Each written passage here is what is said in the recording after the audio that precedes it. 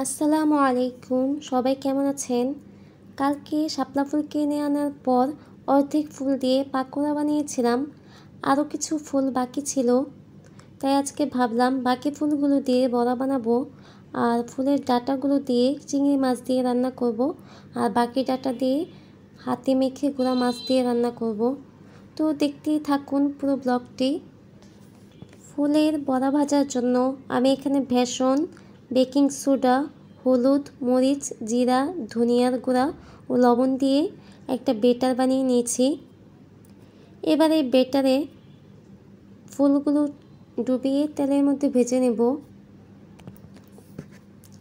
শাপলা ফুলের বড়াগুলো উলটপালট করে ভেজে নিয়েছি। এবার এগুলোকে তুলে নিব। এবার চিংড়ি মাছ দিয়ে শাপলা ফুলের ডাঁটা রান্না করব।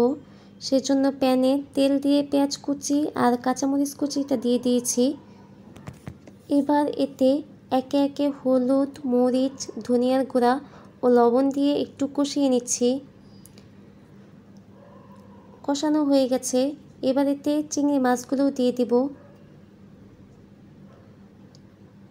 এরপর একটু কষিয়ে নিয়ে শাপলার ডাঁটাগুলোও দিয়ে দিব।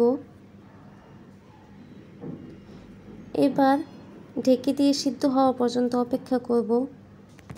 তরকারিটা হয়ে গেছে, এবার এটাকে নামিয়ে নিব। এরপর গুঁড়া মাছটাও বসিয়ে দিব। শাপলার ডাঁটার সাথে পেঁয়াজ কুচি, গুঁড়া মাছ দিয়ে দিয়েছি। এবার এতে একে একে হলুদ, মরিচ, জিরা, ধনিয়ার গুঁড়া, লবণ, আদা রসুন বাটা ও তেল দিয়ে হাত দিয়ে ভালো করে মেখে নেব। মেখে নিয়ে চুলায় বসিয়ে মিডিয়াম আঁচে রান্না হওয়া পর্যন্ত অপেক্ষা করব। এই তো আজকের ব্লগটা এই পর্যন্তই। ধন্যবাদ সবাইকে ভিডিওটি দেখার জন্য। সবাই একটা লাইক করে দেবেন।